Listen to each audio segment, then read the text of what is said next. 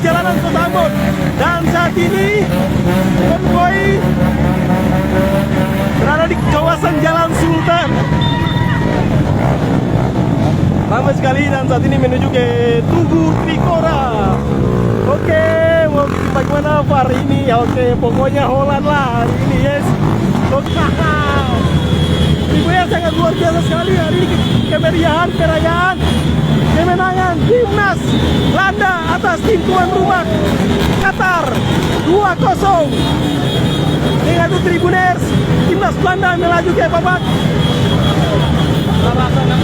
16 besar tentunya Tribuners. Yes, dan bisa dilihat langsung.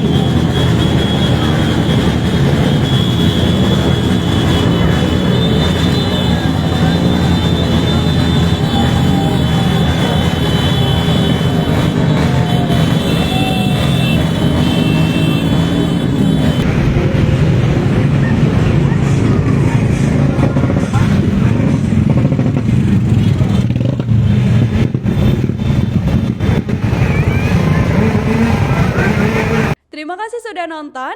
Jangan lupa like, subscribe, dan share ya.